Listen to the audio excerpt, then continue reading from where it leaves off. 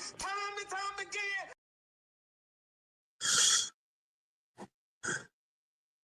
Well, ladies and gentlemen, boys and girls, it is now 6 o'clock. 6:10 to be exact. And you already know this is Monday afternoon, which means the originators is here.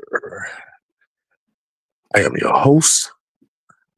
I am the one on the right side of the screen. It is the six man, K Styles, 6MK Live in the building. And on the left side of the screen, you know this man as the Senator, Man Mike Sports. Yo, what's happening? What's happening, people? Welcome to the Originators Monday. If you're new to the channel, go ahead and subscribe to the Mad Mike Sports channel as well as 6MK Live. What's going on, Mike, man? How we doing this evening? We're doing pretty dang on good. Was that intro quiet storm enough? You think? Yes, it was. Absolutely, it was. Well, it is a very interesting day. It's an interesting time going through right now, as you know. It is pretty much the crash out Monday. As we already know, the Atlanta Falcons had lost this weekend, and there's a lot of big news that doesn't happen with this team right now. That's got a lot of people really contemplating a lot of things going on right now. But before we go ahead and get right into that, man, Mike, you already know what we do here, man. Let's give a shout out to the people, man. What do we call that? It's the real roll call.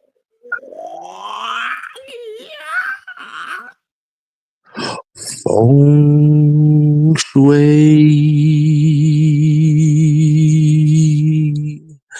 In today's roll call, we're gonna kick this off with we got the homie Mr. Jam, Mr. 58 in the building. We have Austin, Georgia Bully Dog. We got BTC Pleb. We got D. Coleman in the building. Terry Lloyd. We got William Amy. Maurice Martin. We got Jay Diaz. Xavier Littman. We got Keith 50. We got Sonia.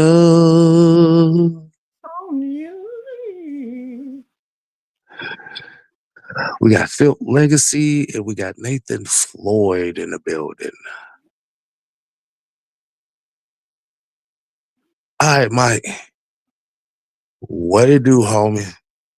Let's go ahead and get the show on the road. The Originators has begun. We actually, I figured out what it was, Kev. There's been some noise going around with the Atlanta Falcons. Obviously, but one of the things that intrigued me was the fact that I got a question from a Rams fan. He said you need to make a video talking about the Rams about to get the top 5 pick and might go to the Super Bowl. I think it was a fine. Hold on. This didn't have anything to do with James Everett crazy ass, does it? No, not that dummy. Oh Lord. Unless he done changed his name. No, I hope not. I would have ignored the comment if it was him. Oh, okay. Okay. So pretty much what the question that you want to ask is, and this is, and I think I know where you're going with this, because this is kind of like a thing that we've seen the last couple weeks, where a lot of the Falcon faithful are looking at this 2026 first round pick that was traded to the Rams which a lot of people knows, which was part of the deal to get James Pierce Jr. in here Yes. in 2025, as well as the deal also involved Xavier Watts as well. So let's not forget that part. Mm-hmm. How do we feel about not having that top pick despite the bad season that we have? Is that the question that's the question you wanted to ask? Yeah, I mean, um, the thing is with this, is that you have the pick. I mean, you got 2 first rounders. You got Jalen Walker. You got Xavier Watts, and you have another first round pick. We trade up for the services of James Pierce Jr. And the Mm-hmm. question is whether or not, like, you guys think this was a fix. I mean, I won't say a fix, but this is one of the situations where do you believe the Falcons got fleeced on this deal? And there's a lot of people that think just because it's and I know why they're saying it.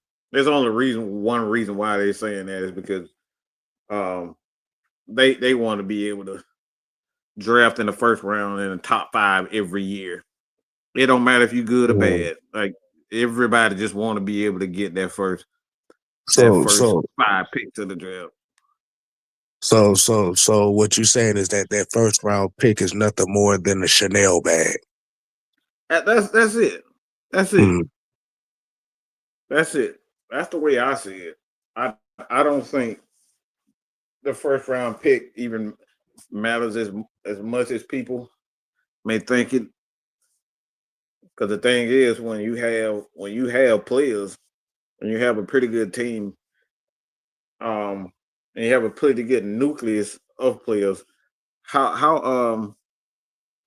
how important is that? Because the thing is, you can look at one, you can look at it one way. You can look at a guy like Kyle Pitts. You can look at a guy like Michael Penix. You can look at a Bijan Robinson. You can look at Jamar Chase and whatnot. And the thing is, too, it's like the value of that pick is really in the eye of the beholder. That's the Mm. way I see it. Because I was telling you earlier about today, Mr. Spit in somebody's face, Jamar Chase. It's like he putting up good numbers, but are those good numbers help translate to wins? Mm. But I do have a question, and I know we got about 94 people in here right now. So this question, I have a question for you, Mike, and I Mm-hmm. got a question for the people. Even with that said pick, let's do the devil advocate and say, okay, yeah, we do have that pick. Who in this draft do you believe like that? What's the player? What is that? Who is that player that is like, okay, I must have that y'all believe that's in the top 10 this year? Yeah.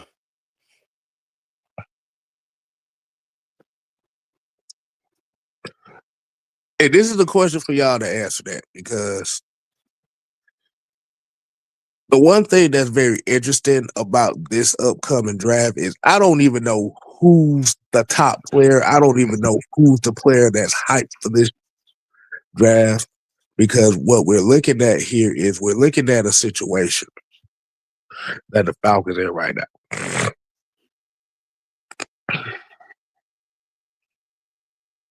You have a quarterback, you have a wide receiver, you have a running back,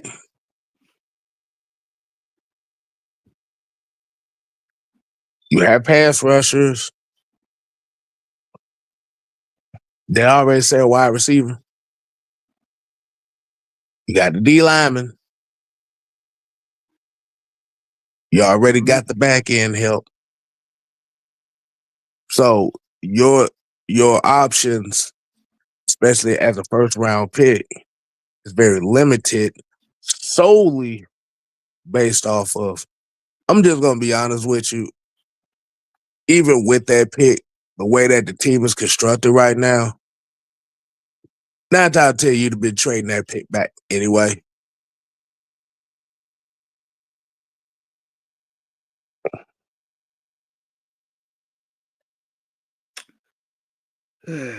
Because the thing about it is when I look at this 2020, see, it's one thing when we look at a draft class, you say, oh man, that's the guy right there. Like I said, those guys right there are standouts. But the 2026 draft class is such a mystery that Georgia fans ain't even talking about Georgia players like that in the upcoming draft. That should tell you a lot more than what you realize. Mm-hmm.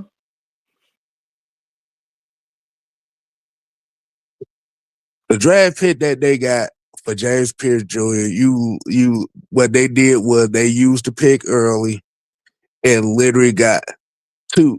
Jalen Walker, James Pierce were literally two of the top 3 pass rushers in the 2025 draft. You have to think about it from this standpoint.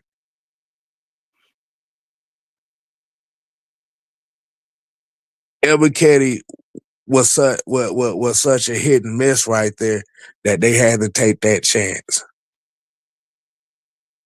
Braylon Trice, we don't even know the status of him. Mm-hmm. So they took a gamble and went after a top 5 pass rusher in this upcoming draft. Yes, they got rid of the first round pick for the following draft. But that is a good question, Mike. I'm gonna ask you this question. Who are the hype players going into 2026? Because I'm not hearing anything hype right now. All right, so CBS put out a 2026 prospect ranking, and I'm gonna give a few names. All right, Reuben Bain Jr., Who the fuck is that? Peter Woods, Who is that? Fernando Mendoza, Who the hell is that? Jordan Tyson, Who the hell is that? Caleb Downs. Okay, I know Caleb Downs, but that's the only one I know so far. Cornell Tate, Who is that? Jamard McCoy, Who the hell is that? Francis Mayoga. How the Is hell is that an offensive lineman? offensive lineman? Yeah. Okay. Spencer Fano. Who the hell is that? Arvell Reese. But like I don't know that. Like I said, the thing, and like I said, because for me, from my personal experience, I really don't start looking into draft shit until maybe like mid-December anyway. Mm-hmm. But this is the funny part right here. This is the funny part. You're gonna laugh at this one. What's up? Keldrick Falk is 11, but look who's number 12. Let's know who's number 12. Who? The number 12 prospect is Ty Simpson.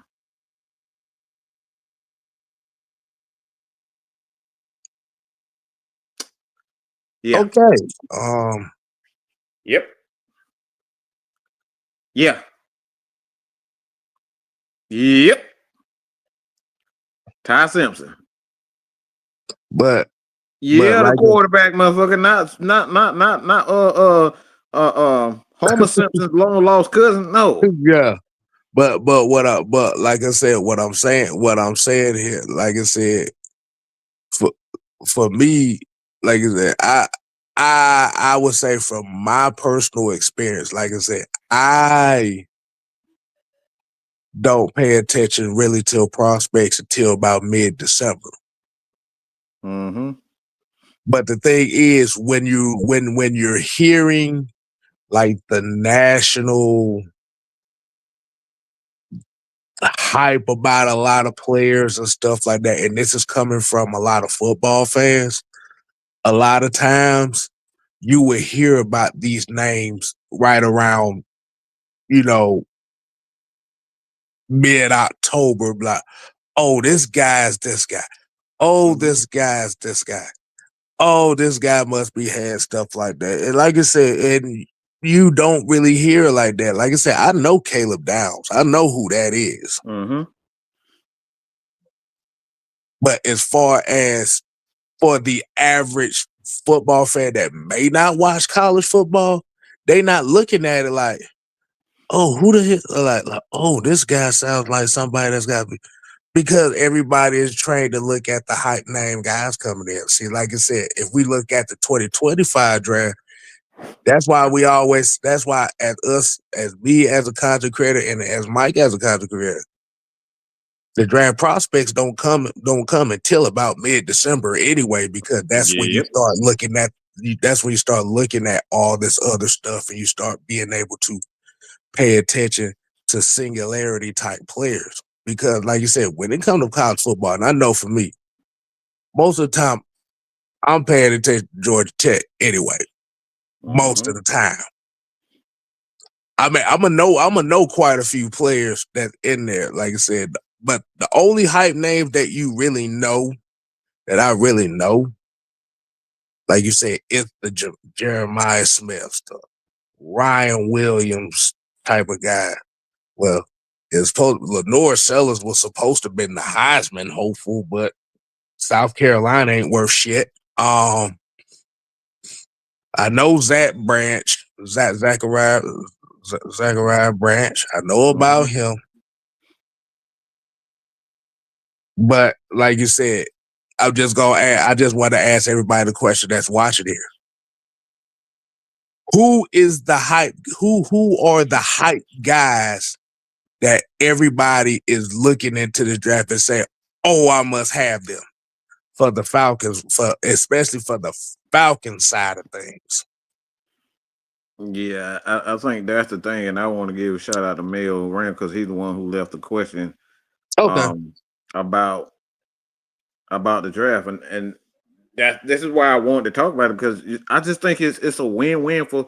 This is one of those rare deals where it works out for both sides. Like right now, you got the Rams; they had the potential to add another weapon to that damn Right. offense. They could get one of the best wide receivers in the draft because Right. obviously you got rid of Cooper Kupp. I mean, you got rid of his money. I know you still have a lot of weapons on that offense, but like you can get another one to go with that before you decide. All right, is it time for Matthew Stafford to hang it up? He doesn't look like he's gonna hang it up. He still got he look like he got at least 2 years in him. I could see that. And then you look at the defense side of the ball, they can add guys to the secondary. Because I think at some point in time, the money for Miss Thing gonna come off the books for them for trading him. And then you look at I mean, I wouldn't necessarily say that the offensive lineman is off the board for the Rams either. You can always add another offensive lineman. So you look at the Falcons aspect of things, like the Falcons got James Pierce Jr. and Jalen Walker. And you got 3 guys that you can build upon for the defense. So it's one of those rare things where you just look at, you very seldom see both teams win a trade. And I think they work out for both teams where the Rams and the Falcons, they win. I mean, you look at it from this standpoint here. Let's say the Falcons end up with a record to where the Rams do get a top 7 pick. Let's put this scenario in together. Let's say the Falcons did have that top 7 pick. What position is a position of need at that position right now for the Falcons? I will only say tackle, offensive tackle. That's the only position. And what offensive tackle that's in college football right now is worthy of that pick? For one, the only one I see even in the top 10 is the one from Miami.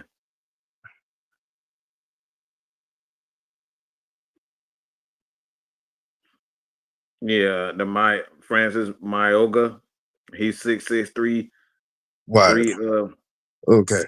All right, Matt. That's what I was looking for. So what? So let's see. He said corner, O-line, linebacker. Mm-hmm. So out of the corner, O-line, linebacker, who would be? Because the thing about a big defensive tackle, that's not necessarily a first round pick type of guy anyway. Yeah. Because on average, you get those guys second and third round. See, that's what Scotty Robinson and people like y'all not thinking. Like again, he traded a pick for a guy that's actually contributing to the team. How is that a loss? How does that say? See, this is why I say this the value of that pick is in the eye of the beholder, because now you're thinking about, oh, it's the top 5 pick and we can get a potential star. Well, we already got a potential star on the team. We got 2 of them. We got 3 of them if you really wanted them. Like Watt's looking damn good this year for a rookie. Like I said, the thing is, like you said, you look at that trade, like you said, you get a James Pierce, you get a third round pick that brings in an Xavier Watts. So you essentially got 2 future starters with that pick. And if you really look at the James Pierce pick, he has the value of a second round pick with a 5th year option. Like I said, like I said, that's why I asked the question. Okay, so what would that pick entail the Falcons would need in that? Like I said, Matt here said the main things he said is corner, O-line, linebacker. Yeah, and those and here's where Scotty comes in that too. And like I said, we're not sitting here. We just sitting here giving you a reason why it makes sense. Hold on. Where was it? I fucking just had it. Okay, so Scotty here said we need a wide receiver, offensive tackle, D tackle, tight end. Most of those picks you're not going to get value at with that 5th overall pick, because 9 times out, the only value you're going to get at that's going to benefit the Falcons and that top 10 pick is going to be offensive tackle, because wide receiver, think about it like this. Anywhere. Think about it. Why? If Drake London is going to get paid big bucks, if he's going to get paid money, you're not going to get a wide receiver in the top 10. Nope. Defensive tackle is not a lot of value in the defensive tackle position. You talk about 3 tech. We already got 4 of those on the team.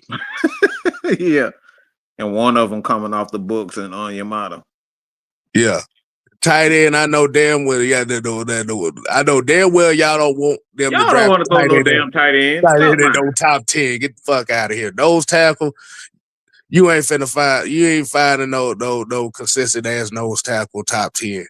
Unless that motherfucker is all worldly, and we ain't heard of that. And maybe the second option would probably be corner. I could see a corner as a late first, but not no top. There's not a top 10 corner in this.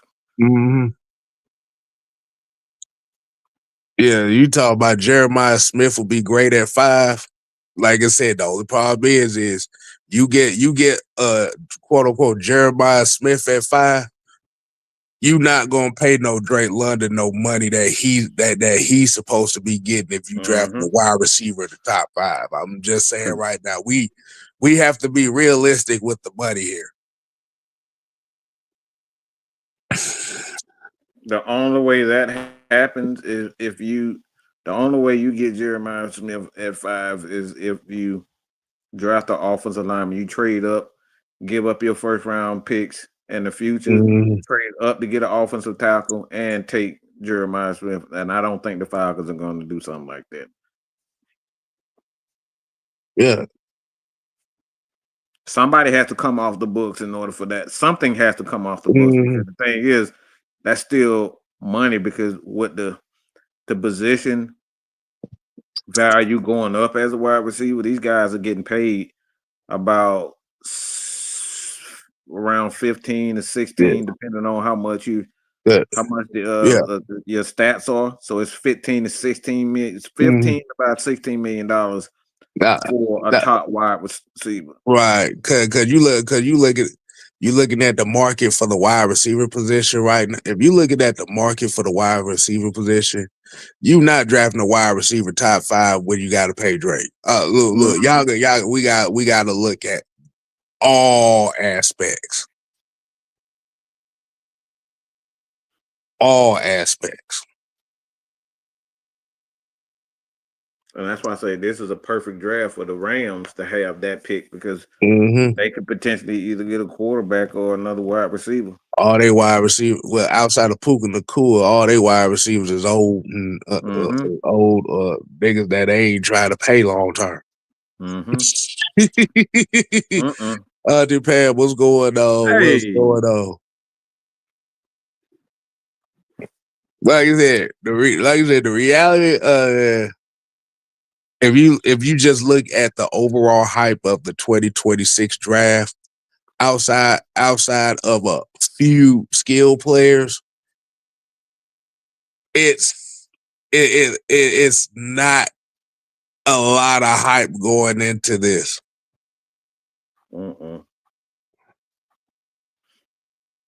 But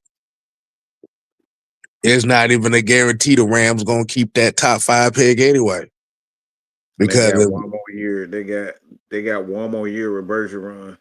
26. You got to figure out if you're gonna sign him long term. Mm-hmm. And Noodle to go with it. Mm-hmm. You got a lot of questions. You got a lot of questions on this team right now. And the reason why we went with this question, and like you said, definitely shout out to the person that sent you the question, Mike, is because this actually sets up for what the whole topic of today's show is going to be. Southside said, but let's say we win a couple more games, then hold on, let me see. What was it? Wait a minute. How the hell did this? Okay, Southside said, let's just say we win only a couple more games. That our second round pick is basically like a first round pick. I mean, somebody still got to go. We still trading somebody. Somebody got to two people roll. got to go. Because the If you thing want, is, Kyle Pitts is gonna if you re-sign Kyle Pitts, he's gonna be anywhere from 12 to 15 million. And then if you want to re-sign Tyler Algier, he's gonna be the cheaper of the two because the running back position, the backup running back position, is not as valuable as a starter. So he's more likely that we'll resign Tyler Algier for money sake than it is Kyle Pitts. And that what that leaves you gotta end up drafting another wide receiver. Mm-hmm. Or a tight end, whatever you're doing. Yeah, the only thing that I would say that first round pick would have been good for is if you're looking for an offense, if you're looking for a tackle to replace Jack Matthews. Yep. It's either a tackle or a safety. Not safety, but another corner. Those have been probably the only two positions I'd be looking at if you had that pick. Outside of that, I'm like, everything else is subjective. Andrew G, what's going on? Corey Gears.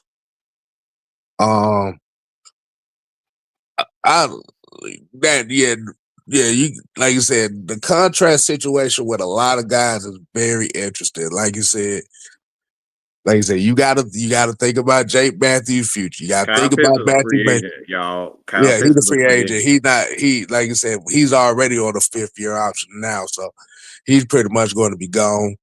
Mm-hmm. Like you said, you need another center. That's a position of need right there. You definitely need a linebacker. Is there a linebacker that's worth of the first round? I don't damn know. Mm-hmm. Because it's too early to tell. Because once once the combines and stuff start happening, a lot of guys' draft stock going go up and go down. And this is why we're having this conversation, because now you got to look at what Okay, I mean. CJ Allen. You talk about the guy from Georgia, right? That's CJ Yeah, Allen. yeah. Mm-hmm. The linebacker. Man, that man gonna be a 3rd-round pick at best, but he won't get the fuck up out Yeah, of here. he only came on this year. Get the fuck out of here. That's probably Like about a he was second, a he third was a round pick backup at for a best. good minute. He was a backup for a good minute, so he only came on. He like I said, I think you can probably get him in the 2nd round, but 3rd round for sure. All right. So we 30 minutes in, man. Mike, you want to go ahead and get right into the main subject of Absolutely. today's show? Yeah. And you said who sent you that? Who sent you that comment right there? We talking about the Rams fan? Yeah, Rams fan, Mel G, Mel Okay. Rams, Mel G. Okay, Bell Rams. Okay, appreciate him for that, man. Like you said, hey, like you said, we answer questions, rather We it be Falcons, regardless of who it is, man. But all right, Mike, let's go ahead and get right into the main subject of today's show. The state of the Atlanta Falcons after yeah. after officially being 3-7 and Michael Penix hitting the IR. Mm-hmm. Mm, mm, mm, mm, mm, mm, mm. I want to see how everybody's feeling right now. I want to check the temperature of the room. I want to check the temperature of the room, man. I want to see how everybody's feeling right now. Um, and like I said, if you got some draft guys that we need to go ahead and look at, that I need to go ahead and look at, like I say, y'all put the name. Like I say, y'all send Mike the names. You send me the names. That's fine, and I'll go look at them myself, and I'll give my my personal eyes on there, my takes on. Mm-hmm. Hey man, Mike, how we feeling, man? How we feeling, man? Like you say, it's a lot of it's a lot of bad news that's been going around. I think with the Falcons being 3-7, it's pretty much a wrap in a lot of people's eyes. Mm-hmm. Another overtime loss, another blown opportunity, man. So what do you in your thoughts, man? What do you feel like this just went wrong? Because like I said, we're on a 5-game slide right now. What do you think just went wrong? I mean, it's football. I don't like. This is why, like, I am not pointing at one particular thing. I mean, well, let me rephrase that. When it comes down to football, I already know that anything can happen. Like, just because you got players, doesn't guarantee that you're going to have a successful year. And I think the Falcons have, obviously, they have players, but the thing is, I think the Atlanta Falcons did exactly what they should have done. Um, this is why we had that conversation about listening to the media, listening to the fans. I think the Atlanta Falcons, they put themselves in the position where we are right now. And they did that because they listened too much to the fans. Y'all, they had a plan to draft Desmond Ridder at the 3rd with the 3rd pick, and they were gonna slowly build the team, but the fans and the media got impatient and they forced the Atlanta Falcons to do what they did. What the Atlanta Falcons did with two quarterbacks, was it the right thing to do? I don't think so. I don't think it was the right thing to do because you look at both of them. Both of them already had question marks on them. But the biggest question mark, honestly, is Kirk Cousins. You put $100 million in a guy that was already hurt. You put $100 million in a guy that was already old, and you look at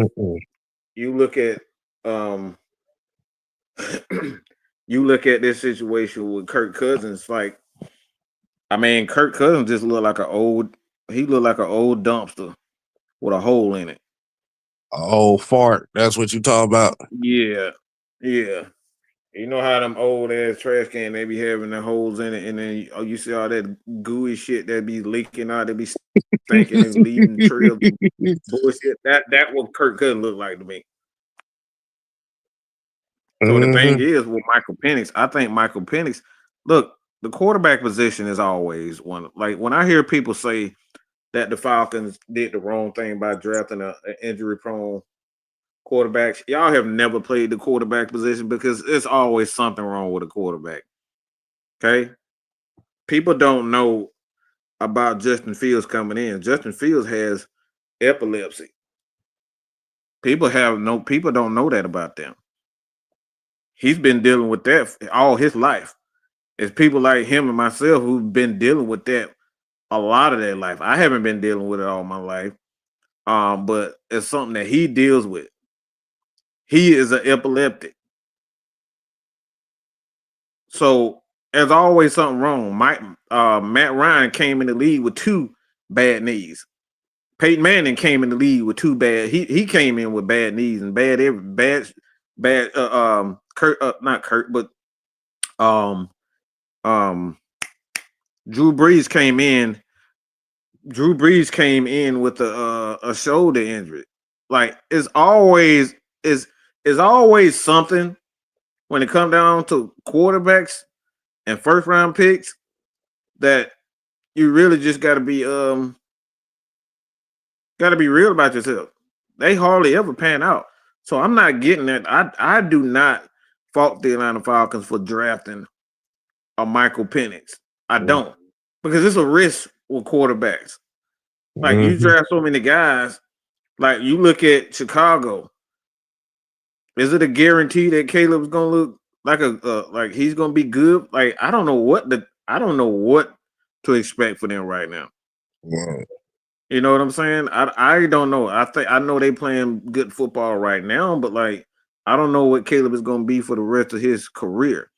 And then you look at And Jay Daniels. Sunshine, Jaden Daniels. He just went down with an injury that could be it could be high risk. I mean his style of football is high risk. This is why you don't want guys. I mean, let me take that back because the thing is, I said that with Michael Penix when he got hurt. Michael Penix didn't get hurt running. Michael Penix got hurt standing in the pocket. So it's a risk with the quarterback position. There's no guarantee that these guys are going to be good. We can go down the list like you said, Beasley. Like you got guys like Anthony Richardson. Like, good God Almighty, what he looked like. But Anthony Richardson already came in the league. He came in the league as a project anyway. He just had the upside, and he had the upside and the tools that brought a lot of people that wanted to get a guy like him. Like you said, Jackson Dart. He had some question marks coming in, and the question marks was, could he even play worth a damn? But like you said, this is why getting the quarterback position is a very risky thing because your chances on hitting the quarterback is less than 20%. Let's just keep Christy, lay the bird out there. What's going on, Christy? Right. What's going on, Christy? Don, what's happening, man? What's happening? My head hurt.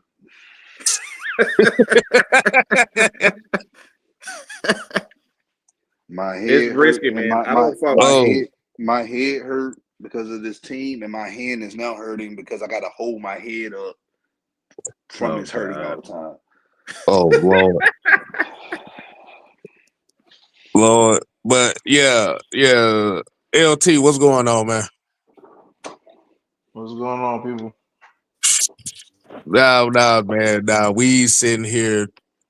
Y'all came in at the right time in the state of the Atlanta Falcons crash out. The Mm-hmm. Boy, they crashing out. crash out is on epic proportions right now.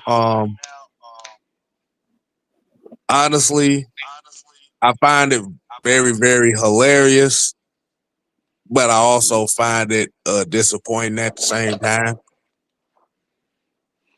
Um, Let me just say it like this, and I want to get y'all takes on this. And Mike just said it as far as with the plan on what they had with the Kirk Cousins and Michael Penix thing. The Kirk Cousins Michael Penix plan was a result of them overcompensating the fact that they didn't want to go down the Marcus Mariota, Taylor Heineke, Desmond Ritter route again. So they overcompensated. Yeah. Mm-hmm. I think that was the wrong thing to do. I don't blame him for the Michael Penix, but the Kirk Cousins deal should have never been done. Mm-hmm. Yeah. My thought on that is you would have rather kept Ritter to be the bridge guy. It'll cost you about $176 million less Mm-hmm. than what you paid for. But what do y'all take on that? What's y'all take on that situation? I'll let Don go first. You can go first, man. Oh, okay. Well, I wholeheartedly agree with what you said, Kev. Definitely would have been way cheaper if we'd have just stuck with the route, with the plan that we had. Mhm. Um, I think Ritter would have been in with his fourth year with us this Yeah. season. So you would have So, easily yeah, because you easily would have just okay. Well, once the contract is up, then you can get rid of them, type of thing. right, you know what I'm saying? Then you'd have been looking into trying to see what QBs was available via either free agency or possibly drafting. um, the main thing about it is like you Mike said earlier, the fans was so impatient and had so much to say that the Falcons organization took the route that they wanted. But now that they done took the route that they wanted and it's failed, they wanted to take a different route. Listen, man, at this point, people, we got to let these folks do what they need to do. Cause it seems like them quick fixes Mhm. ain't been working. We Mhm. what I'm gonna be real. I'm gonna be real honest when I say this. After Matt's first 5 seasons with the Falcons, we pretty much was patchworking everything. We really weren't building no solid foundation. We were trying to Mhm. plug here, plug here, plug here, plug that we wasn't building. And a couple years it worked. You know, you had 2016 that worked out pretty well and whatnot. But for the most part, the reason why we was always on the short end of the stick because we kept patchworking instead of actually building a foundation. Now look at us. Well, Arthur Smith, there was a foundation. Yeah, we kept finishing 7 and 10, but at least I could believe in his process. Mhm. N- But now when you look at Raheem Morris, look how bad the team has plummeted. We Mhm. went from we let go Arthur Smith because people thought the 2023 team is talented as it was. We didn't make the postseason. He don't deserve to keep his job. But then you look at Raheem Moore's situation. You got a better team than any team that Arthur Smith fielded, and you done had a 4 game losing streak, which now has turned into a 5 game losing streak. And Mhm. even in 2021, when Arthur Smith didn't have the money nor the talent, did not lose 4 or 5 games straight that season. Mm-hmm. So Hold when on. I do the over, oh, I'm sorry, go ahead. No, hold on. Let me ask you a question because somebody put the chat in here. Okay, so Let's Zone here said, now you know Ritter would have been benched 4 games in. Would you rather dealt with a guy that would have been benched making $2 million or a nigga that got benched making $100 million? I want to ask everybody that question right there. I mean, it's rhetorical in my opinion. Yeah, like no, it's no, no. like I common want to sense is ask common next, and sense. I want to ask everybody watching this question. So let's put this comment right here in perspective. So if we knew he would have been benched 4 games in, would you rather your quarterback who's making $2 million be benched in 4 games, or your quarterback that's making $100 million get benched in 7 games? Let me say this. I'll say this. I play devil's advocate. Go ahead. So of course I'm gonna choose benching the guy that's making $2 million a year Mm-hmm. instead of the other quarterback. Now Right. keep in mind, you're saving a lot of money. And as you're Right. saving a lot of money, guess what you can do? We can get a solid center. Or we could have paid, matter of fact, we could have paid Dahlman. We could have paid some of these other guys that we just allowed to walk in free agency because we can pay them. Or you could have went into free agency and got you some solid players. Mm-hmm. Instead of you relying on JD Bertrand, you know. Right. So that's where I'm at, you know. So I get what people saying that Ritter would have been a better option. But if you're looking at financial wise, I rather suck being cheap than suck trying to flex and think you got it like that. Mm-hmm. You know good and well you don't, and you looking stupid right now. And if we being honest about Ritter, listen, I understand the young man wasn't. I mean, a lot of folks didn't like him, but Ritter wasn't as bad as people were trying to make him seem. You just had to give him time to develop. The main thing Ritter had a problem with was his turnovers. But that comes with learning the game. Like if you ain't giving the person a chance to learn, then what you expect? And now, not only that though, people gotta understand we haven't, and to this day, we haven't had anybody here to develop these quarterbacks after Matt Ryan. The Desmond Ridders, Marcus Mariota, okay, whatever. Now Michael Penix Jr. We don't have nobody in the staff that's talented that has the experience in developing an NFL quarterback. Now, let's go back to Vic. When Vic was drafted, we had Darren Reeves as our head coach. Anybody know anything about Darren Reeves? He helped develop John Elway. Mm-hmm. All right. Now, when Matt Ryan was drafted, we had guys here. The quarterback, I forgot the name of the quarterbacks coach at the time, but he was known for developing quarterbacks. We had Mike Mularkey here as well. Anybody forget about Mike Mularkey? He helped Maddox. Yeah, y'all remember Maddox used to play for the Steelers. Tommy Mm-hmm. Maddox, Tommy yeah. Maddox. Tommy Maddox, yeah. I remember he played for the Arena Football League, and then he went to Pittsburgh. That was the XFL, the Tampa Bay Storm. I remember that. Okay, yeah. So it was the SFL. He came from there, and he was a serviceable quarterback for Pittsburgh. All right, that led him to get the job in Buffalo. Yeah, I think Maddox was like. I think he did take Pittsburgh to the AFC Championship game one He year. did. He I did. think so. I He think did. so. But that's what we saying, man.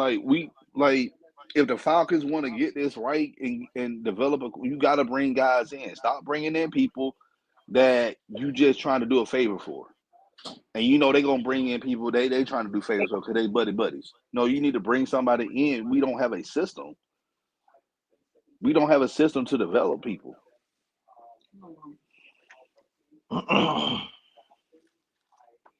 So I have a thought process of what all this is, and I'm looking at it is the Atlanta Falcons the Atlanta Falcons fans, the Atlanta city of Atlanta, right now are this is the sense of instant gratification, validation, and symbolism right now. And this is the state of what the Falcons are in right now. When you look at the Ritter situation put a bad taste in a lot of people in the franchise's mouth. That what they went with a preventive measure to make sure it didn't happen again. So this is why they double dipped on Kirk Cousins and Michael Penix in the same year. They at the end of the day, the Falcons didn't trust themselves with the ability to develop a quarterback and be patient. Right. One, Right. if you trust yourself as an organization, if you trust your guys, you would have never paid Kirk Cousins.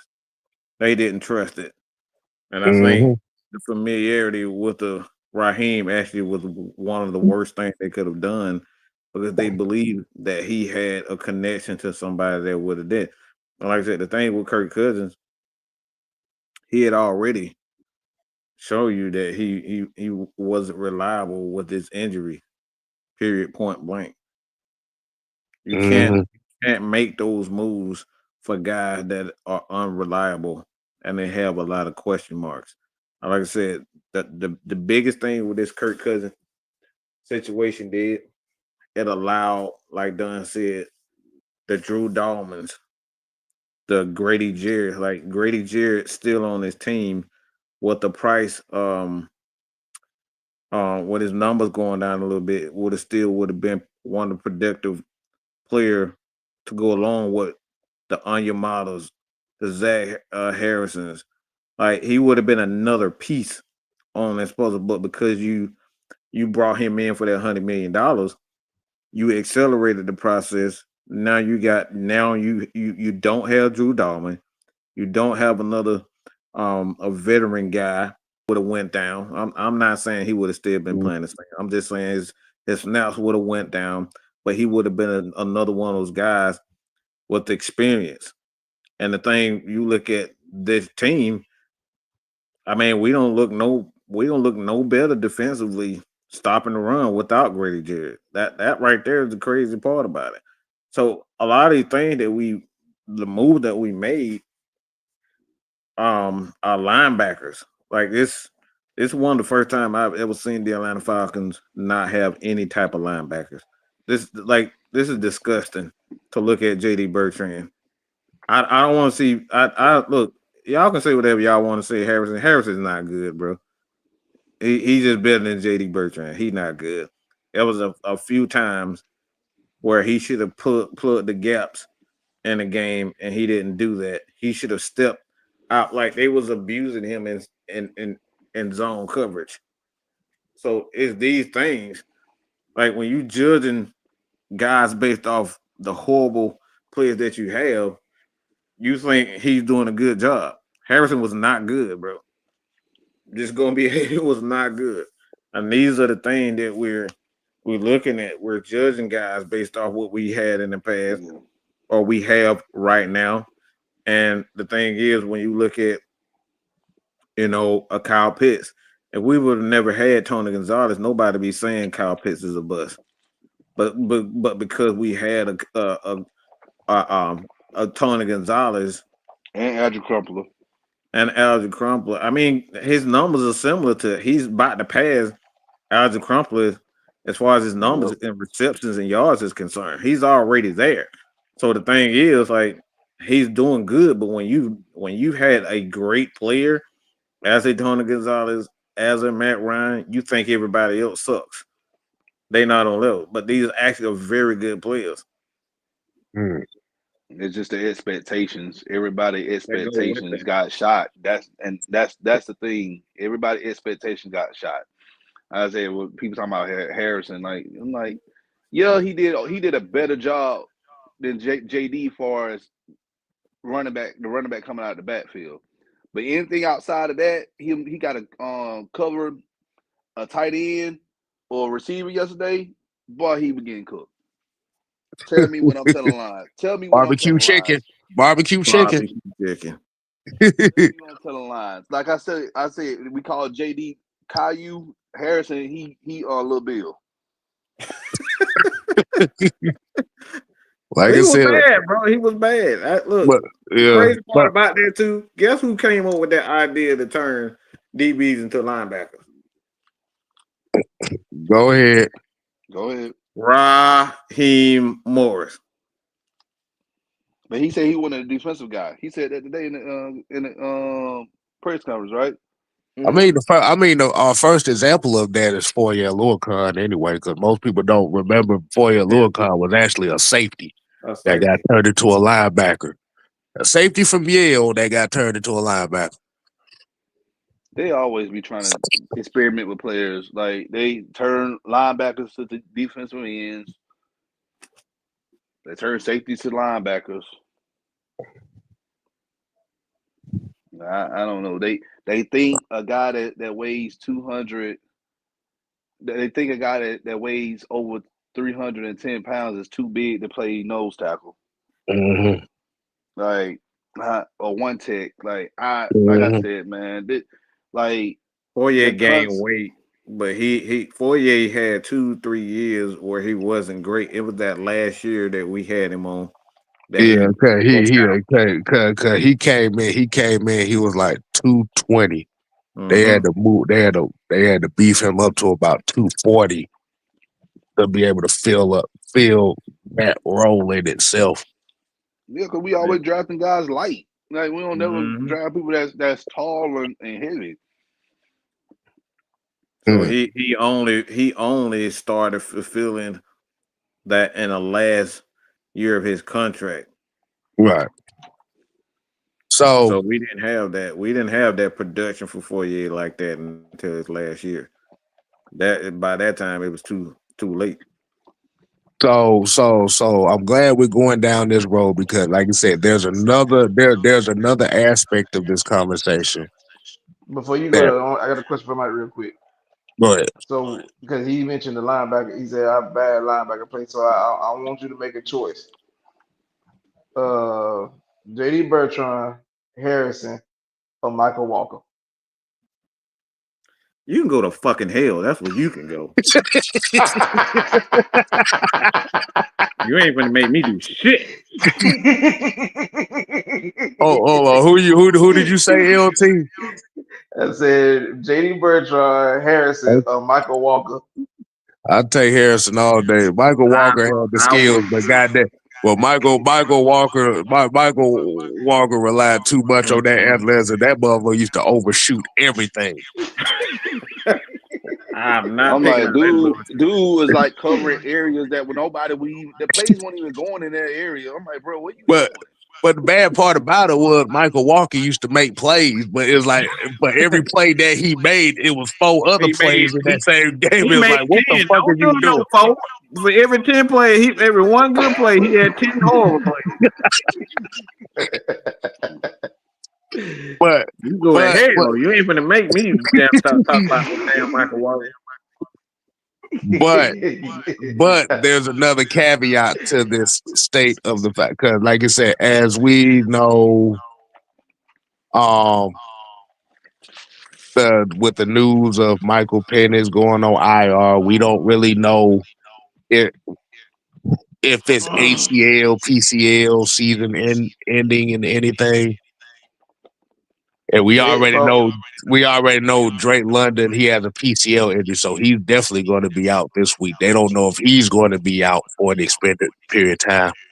So let's look at this standpoint of Michael Penix and this injury being a lot worse. The worst case scenario, which is a possible torn ACL. Oh, Lord. Now, remember, this is year 2. And you already know with an ACL injury, you're going to miss about a year and a half, depending. But it's a surgical repair. Understand that can take a little longer. Okay, so if it's surgical repair, so we'll say about maybe possible 2 years. Unless he just got that Billy over Adrian Peterson. Do the Atlanta Falcons have to make a decision on if they want to take a chance on waiting on Penix or looking for the next guy? I'm gonna be honest with you. If it's bad, if it's worse than we think, he's not starting week 1 in 2026. He's just not. Oh, if it's worse Problems. than we think, we ain't seeing him in 2026. Period. Exactly. But what I'm saying is that what I'm trying to prove is we done had a different starting quarterback week 1 since 2022. Yep. Oh, I just want to point that out there. Yeah. Yeah. No. I agree with you. But The- they So gonna yeah. have to if he's not gonna suit up 2026, you gotta start. We got to go in the season with a quarterback. Now, how we going to acquire another quarterback is a good question because you don't have a first round draft pick, so you can't draft a quarterback in the first round. Yeah, I don't think it's So a that means quarterback worth a damn coming out there draft anyway. it's not. It's not. at all. But it's not. You're right. But be that as it may, if we don't have the money to get the quarterback in free agency, then I'm playing devil's advocate. This is something that I won't do this, but they may end up using that second round draft pick to get a quarterback. I wouldn't do it, but you don't know who the coach, GM, who's going to come in. So that's another question to discuss at a later time. So I'm just, again, it's the possibilities are a lot because if Penix cannot suit up, they have options to look at the draft, look at the free agency. Kurt, he's on a 4-year contract. However, it's structured like a 2-year, so they could very well keep him. It depends on how well he plays the rest of the season. So, because right now, Kurt, he licking his chops right now. I know he's somewhere happy in his house, thinking that he has another chance to redeem himself, which he does. So Practicing his swag surf right now. Yep. So like I said, it's so many like You got to go. You got to go. You go. You do a man like that, man. He won't the swag serve. I mean, like at least look. At least he didn't say he was out here getting his I was fine with just having that until you said that. We're not gonna talk about it. Nope. No swag Lord. surfing. I don't need Opie out here swag surfing. Okay, we don't need that. Mm-hmm. What? not the Opie twirl. That's what you saying. And Scotty Robinson here said, "I don't want to be like the Cleveland Browns with the quarterback merry-go-round."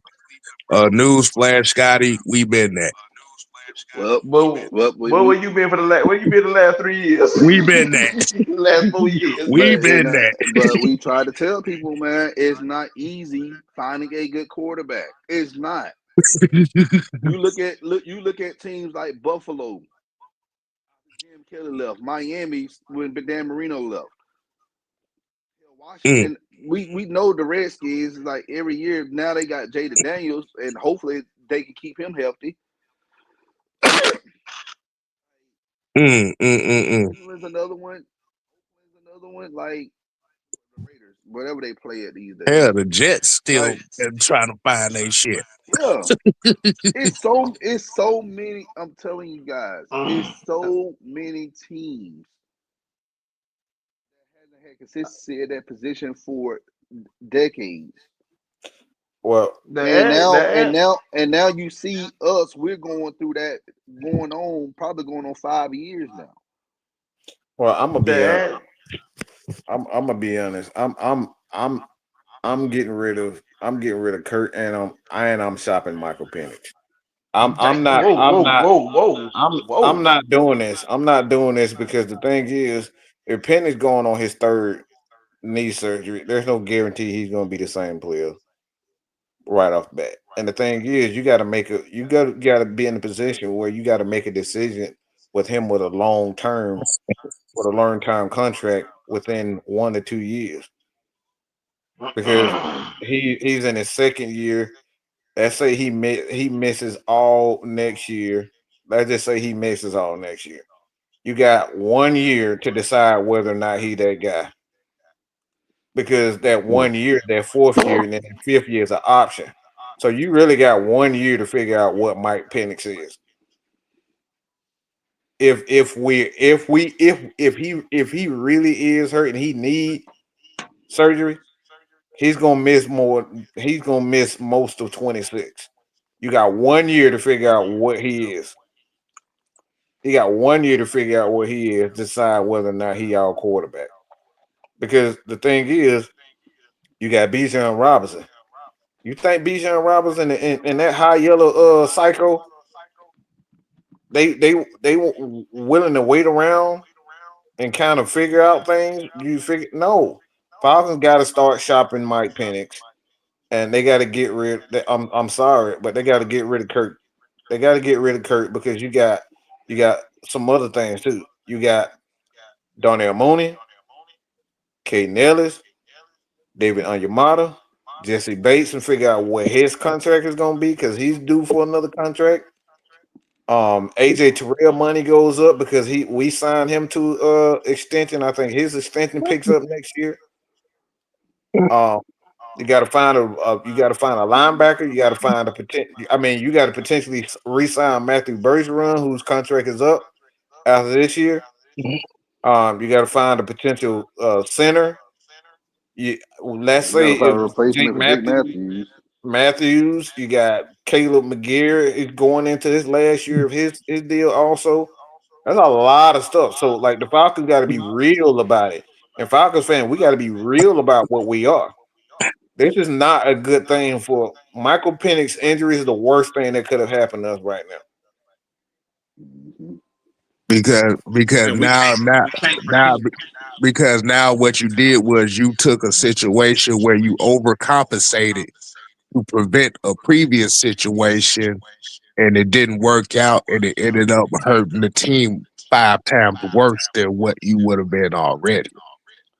So Mike could be a genius, what he just said, or he could be an AJ Smith. Oh, Anybody who remember anybody who remember AJ Smith, he was the general manager for the Chargers. He was the I general know. Mhm. manager for the he was the general manager for the San Diego Chargers when they let go Drew Drew Brees. Brees for Hmm. But Philip that was Rivers. that was the right move for them at the end of the day. And It was. trading Mike Penix is the right move for us. Keeping them could be the right move. But you got to be real about where the organization is. It's not Mhm. always about one player because we could get Mike Penix back, but if we get Mike Penix back and he end up being the MVP, and that's just say Jalen Walker end up being a mega star, and then James Pierce end up being mega stars. Now you got two guys that you could potentially be paying $30 million plus just playing edge. So What a money at? right. So now when I asked that question before, would you rather have a $2 million guy on the bench or $100 million guy on the bench as your backup quarterback? Now that question is added in the context, and now you realize how much of a gamble that this situation is actually ended up becoming a backfire on them. And they made the right move. They like going after Mm-hmm. quarterback. You want to be aggressive, but like Mm-hmm. aggression, when you aggressive like that, it's a huge risk. When you That's what go I'm out and sign saying. all these guys, like look at Jacksonville. They went out and signed all them offensive guys, and nothing really Man, materialized. man, they threw all them motherfuckers in the garbage after 2 years. And that's what I'm saying. So like a lot of time y'all be wanting all these damn free agents and draft picks, but sometimes this is what happens when you go out and be super aggressive like that. A lot of times Mhm. it don't work out. Yep. Remember the dream team, the dream team in Philadelphia. Right. Yeah, like you Those players said, didn't do nothing. this is pretty much the gamble, the gamble, the high risk, high rewards situation in which the high risk was not rewarded at the end of the day. AKA the Falcons have felt the sins of immediate validation and immediate gratification. Hmm. We warned everybody about Raheem Morris and you know how we know he's incompetent, and we gave them reasons, good reasons on how he's incompetent. No one listened. Michael Penix Jr. I've said this. You know, he reminds me how the way he throws the ball. He reminds me a lot like Steve McNair. However, can he stay healthy? If he can stay healthy and develop in the NFL, he'll be one hell of a quarterback. Mm-hmm. But right now, we just this injury scare is really scary. If you don't know the history behind, if you know the history of Michael Penix Jr. and his injuries, and you played football before, and you had anybody who had any lower body injuries, it is hard to bounce back. And he's a quarterback. Mm-hmm. And Ty here said the gamble didn't pay off. The Mhm. rebuild, the team didn't work. We have good players, great players, but we skipped a step. But like you said, that's the gamble. I This mean, the mistake in this game. The mistake is not really making those risks. When you taking those risks, you better have coaching. You don't have coaching. These guys are ass. You make those types of risks when you can coach them up. There's no like this coaching staff is pitiful. They're horrible at developing players.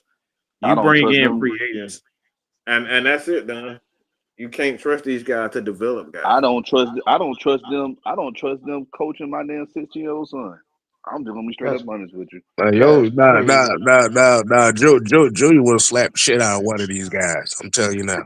Y'all Man, He look, seen is aggressive if you ass. seen That motherfucker aggressive Junior as slap hell, the boy. shit out of one of these guys. That motherfucker is aggressive as hell, boy. he look Wallamu watched the game. Wallamu watched the game with me one time, and he looked at it because he played linebacker. He was like, "Why is they doing? Why he got the linebacker doing that?" He said, "I don't know. We don't do that in practice or in the game." He said, he never see that before." Exactly. So so so so He talking about he didn't never had to cover a wide receiver 30 yards out of field. You know, ain't common sense when you got a a high 16-year-old, schooler. a Man, come high on, school bro. 16-year-old who playing linebacker for the first time telling your ass, okay, this We ain't don't how do we do that. this. We don't do that. Exactly. So Mike, I'm glad you said that because now we really get into the meat and potatoes of all this. The coaching culture. And LT, I want you to kick us off with this. And I want you to get your thoughts on what Mike just said. As far as what the Yeah, coaching culture. cause he said that the gamble of getting the two quarterbacks wasn't necessarily a problem. The biggest the issue that came with it is the fact that you don't have the coaching culture to manifest that into something positive. What you been saying for the past week or so? The power of what? The power of friendship. All right then. Because listen, this coaching staff is abysmal, dog, all the way around. Like you might got a couple guys that's doing their job, but for the most part, like if you want to say like a three-headed monster, The head coach, the OC, the DC, ain't nobody doing their job. Not a soul. I mean, don't get me wrong, and it's crazy because as fans, we've been wanting to see a defense that gets after a quarterback that create turnovers for the longest. We got it, but the problem is you're not coming up with key stops, and that's There you what's go. hurting you. There you go. You're not coming up. And see, under Dean Pease, he didn't have the talent, and even without the talent, his defense might have came up with a couple key stops here and there. Looking at the team now, them boys ain't getting no stops, man. You giving up. What happened in overtime? You gave up like a 30, 40-yard It was a play. 52. It was like a 52-yard reception. Come on, bro. You might well But let the man run the end zone. What you tackling him for? He done made it down there. well, hell, they missed about 6 tackles on that damn play in itself. So And that's what I'm saying. Like the coaching staff is really is that bad. Your OC. Yeah, I hate I'm finna say this. But he basically pulling a Shanahan. Running game going well in the first half, fuck the run game in the second half. Your head coach calling timeout to calm his player down. What? You let that energy feed through your team, but you be using a fire extinguisher on it. Calm down, son. Calm down. I love the enthusiasm. I need you to calm down. No, this is an intense game. You need a spark, and you putting it out. Like it's been bad. It's been bad coaching moves over and over and over, and it gets tiring watching. Mismanage time. You mismanage your time. I don't listen. I think what in all 5 losses that we done took, I done heard somebody in the broadcast booth literally question time management towards the end of a half. Literally every game that we lost, somebody is questioning our time management. Mm-hmm. Is that not alarming to people like that? and If Booger McFarland gets on Twitter and say the Falcons is a poorly coached team, mind y'all, he won a Super Bowl with the guy that's the head coach, and he's saying that they are a poorly coached team. look, don't forget. With the last minute left in the game, the Falcons was driving down the field. They had 2 timeouts and settled for a field goal. Yep. Yep. Sure did. Could See, I I did. saw hold on, because I was picking up somebody's car at the time. So you telling me When that you they was said that when they settled for that Mm-hmm. field goal, it was like a minute left when they was on Carolina side of the field, and they didn't use. They had 2 timeouts and they didn't use none to try to get to the end zone. was it 4th down we kicked it? Please tell me what 4th down. I don't remember what down it was, It but I was 4th remember. down. It was 4th down, but the play caller was very conservative. Yeah, it was real The play caller conservative was because when I remembered, it was like first down with like maybe like 48 seconds left, and it was like 48 to 50 seconds left. And they were like on Carolina's 40-yard line with 2 timeouts. Look, I'm gonna say this, and I gotta head. I gotta see somebody real quick. This is the worst coaching I've seen since June Jones. I'm just gonna be straight up honest with you. And I know everybody hate Bobby Petrino, but this is the worst coaching. Yeah, this is one of the worst. The worst coaching I've seen since June Jones. And y'all don't remember June Jones? June Jones was the head coach of the Falcons before Dan Reeves arrived. I mean, you mentioned. I think as Falcon fans, we all was like Bobby Petrino was the worst of the worst. You didn't think there was nobody that could beat him,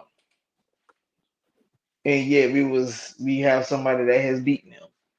Like it's like Bobby Petrino, what he did should have forever been stamped as the #1 least coach in Atlanta Falcons history.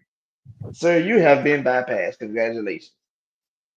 I didn't think it was possible, but it was possible. Raheem Morris and the coaching staff that he put together has literally beaten Bobby Petrino. Because there's no way this team, even though we starting to have injuries, but for the most part, there's no way we should be 3-7 right now. 5-5 maybe, or 6-4, 4-6 maybe, but 3-7 with this team and this talent, and I then think you got no, and you don't have no answers every week. You don't have no answers. Besides, you got to find a way to win. we got to find the way. Oh, find the way, Stop, dude. find the way. Suck my dick. Oh hell no! Oh hell no! Oh hell no! Your ass got to go. Get your ass out of here. I am crying. How you kick that man off his own show? It's his damn show. Find the way. You gotta find the way. Fuck you! Fuck you! Fuck you! I'm a bitch. I told you, man. I'm calling that nigga.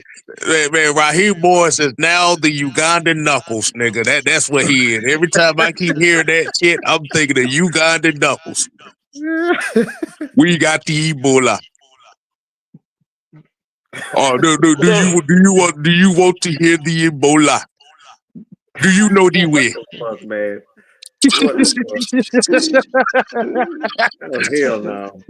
Now I'm for the be the reporter right now. So Raheem, what ways can you figure out for to help the Falcons next week in the win in the matchup against the Saints? You know we have to find the way. We have to find the power of the Ebola. I wish you could have. I really do wish. but Raheem, they're starting. They started Tyler Saul. How can you find a way to, contain him in this next matchup? The Ebola will help us find the way. What the fuck? Oh my god. Well, what can you do with Kirk Cousins as the starter this week? How can he help this? We gotta find the way. We're gonna find the way.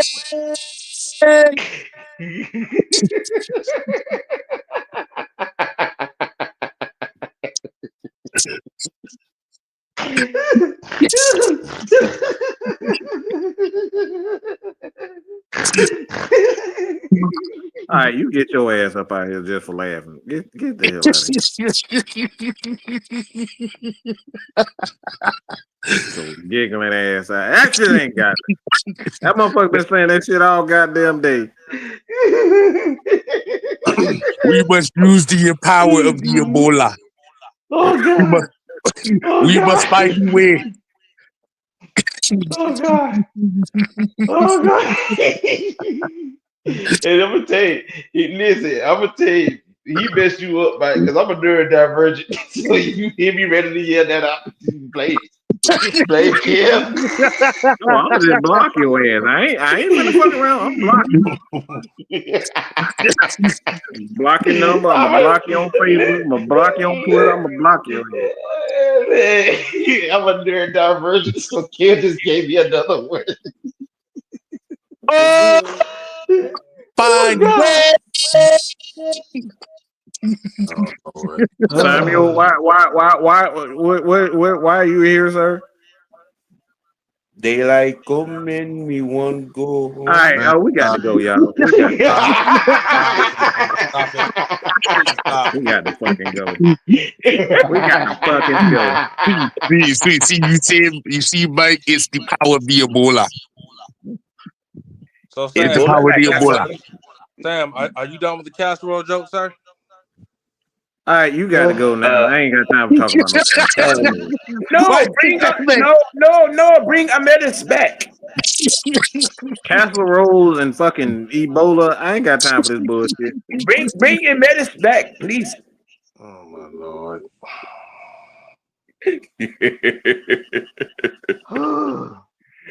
This is what this is the result of letting the burnt casserole nut stay head coach of this team. This is what you get. What did you just call him?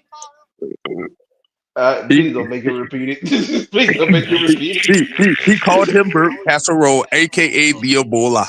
Oh my god, bro. Y'all not Oh yeah, we gonna ride that motherfucker till the wheels fall off. Bro, I told you how whoa, good whoa, it whoa, was whoa, just whoa, now. whoa. So I just ran across some stupid shit on Facebook. Not Yeah. Facebook, on Twitter. This son bitch say he's a fan of the New York Giants and the Falcons. Yeah, you got to unfollow, bro. I'm unfollowing your ass. This motherfucker said he's a Giants fan and Atlanta Falcons, talking about he just unfollowed the Falcons on everything. Bitch, you got 4 teams. Get out of here. But I don't tell you nothing. You say I mean, serious. well, at least he's a fan of the right team. They fired their coach. Yeah. He's- Like I said, Raheem Boys, his new nickname for me. I called him Masu before, nigga. Your name, you are now the Ugandan Knuckles. That's what your ass is. Every time you say find a way, I just say we must find you with. Find the No, it monkey nut. ain't. No, Magnus damn sure ain't no New York Giants fan. You can go to hell with that. Find the monkey He nut. damn sure. He damn sure ain't no Giants fan. No. But trust me, if he was a Giant, yeah, nah. If you're a Falcon fan up north like that, oh no, you fist fight motherfuckers up there. Yeah, I know he not one of them. Mm. And plus, that motherfucker like 7 feet tall, so I don't think too many people want to fight him any damn way. Exactly. Look, man, it's like I said earlier, man. You know, with the way we have lost games, I'm being so fucking close. We losing 1-point game, 2-point game, 3-point games, and this denture bitten motherfucker standing on the sideline. The last 3 timeouts he has called. Let's unpack this shit. He That called motherfucker the called time. a timeout He so he called the could talk to timeout to somebody. let the opposing kicker get ready for a kick, and they didn't have no timeout. They had no timeout. None.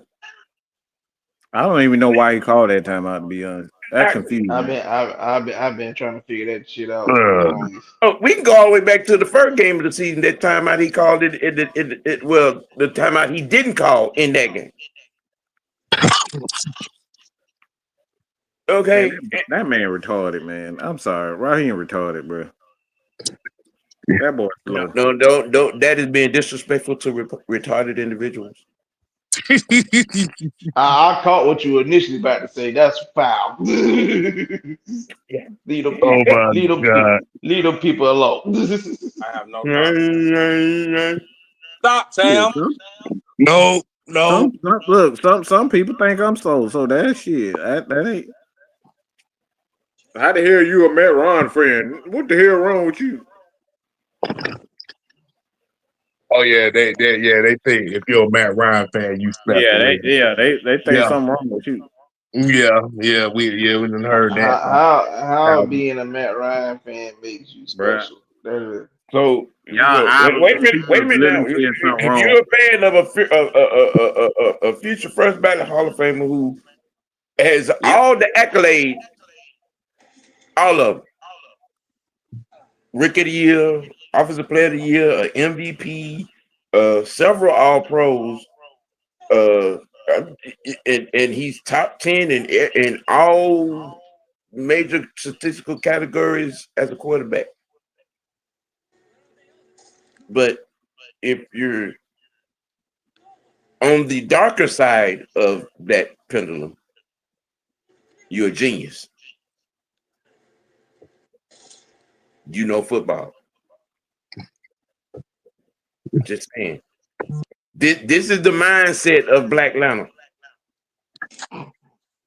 This is the reason why they really. This is the real reason why they have a problem with Michael Penix, because Michael Penix ain't Michael Vick enough.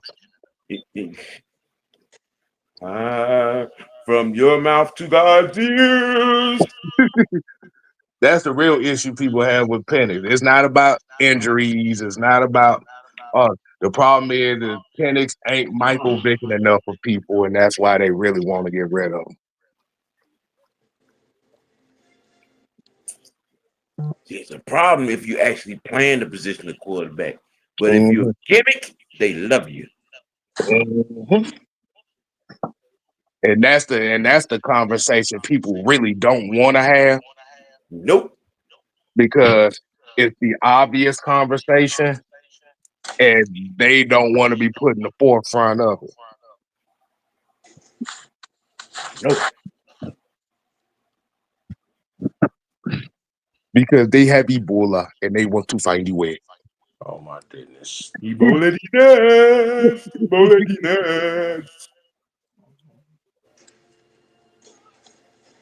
Yes. Yes. It's y'all these doggone African voices, dog.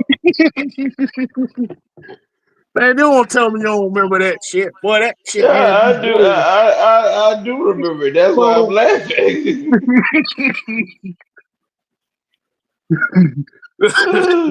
You'll never find. You would That never is find your way. crazy. You would never find your way. A monkey nut like mine. No what's that? Someone to tell you not to call a timeout like I do. This is crazy. This is crazy. Nah, but pretty much going back to the conversation what Mike is saying about this whole gamble with Penix and Cousins. At the end of the day, it only works if you got competent coaching that's going to be able to develop something. And unfortunately, what people are realizing is the power of friendship, the validation of being loved, pizza parties, unicorns, and ballerina tutus ain't winning football games. And that's exactly what we're going through right now. Ballerina tutus, really? Yeah. Mm-hmm. Leggings and miniskirts. Why I'm not surprised you jumped on board to this.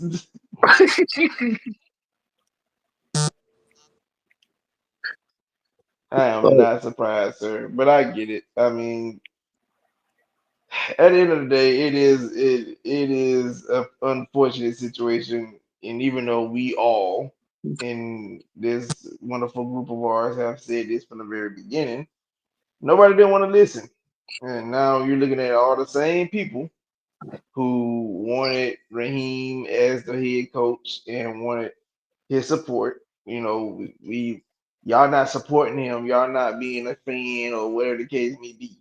Well, now here y'all are, and y'all now out here telling us that either you're not doing it loudly. See, when we was on the bad side of it, y'all was loud with it. Now y'all starting to slowly, like a post, retweet a tweet, DMing us.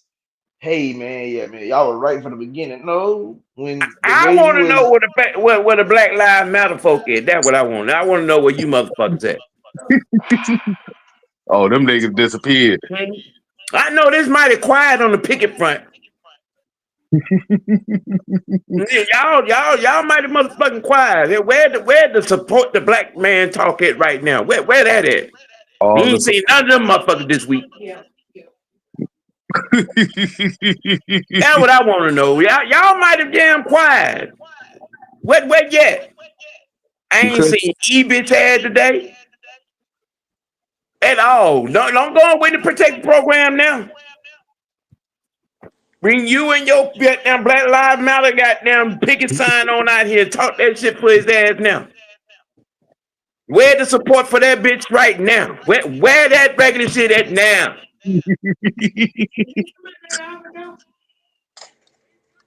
Ain't that don't be quiet now. You done showed y'all the goddamn the Caucasian up under his goddamn shaded skin. No. That was me yelling at these dummies on this live. Woman, go somewhere. When you come here asking this question for? Go somewhere. He's sitting there egging the shit on. I'm gonna pour water on you. You ain't gonna do a damn thing. All right, you gonna look. We know what you gonna do, okay? All right. And if you see what she gonna do to You Sam, ain't gonna that's do nothing. $9.99 on the Patreon. So yeah. 976 wiggle. No, she gonna try to put a hit out on me. I know what she gonna do. I'm gonna take that hit my damn. Look. You know, she flashed the shank on me last time I picked Sam up. So Damn heathen. you better make sure you bring my husband back home in one piece.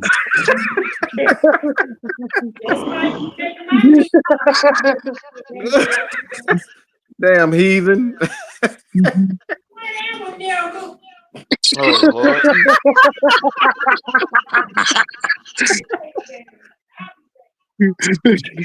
Oh man. Like you said, we love. Get about 10 minutes. She got a limp down the stairs.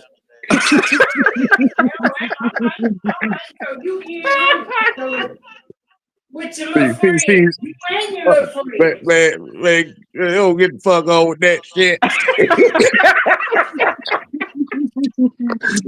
See now people start to get the backstage stuff right now.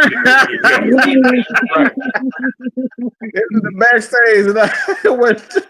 The backstage. Y'all hear Weezy in the background.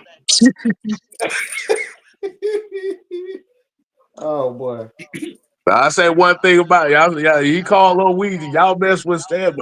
Trust me, you don't want to see Weezy. I'm telling y'all now. Y'all won't see that. Hell no. Exactly. But we're gonna go ahead and get up on out of here, y'all. All right, man. So we appreciate y'all. We actually gonna continue this conversation throughout the week. Like you said, you're gonna see it on Sam's channel, you're gonna see it on my channel. So hey, till next time, people. We ain't here to play. Oh no. We are here to stay. Oh yeah, nigga. You ain't gotta go home. You can't make no casserole no more. Shut up, Samuel. Shut up. That goddamn casserole shit. Yeah, nigga, you made that shit. Yeah, my grandma did, so I told you that. And we are tuning out the signs of the originators. Good evening, people, and have a nice day. Put your eyes back in your head. Pry their eyes open and force them to see the truth. We will skin the sheep and sacrifice the weak. The unholy alliance has arrived.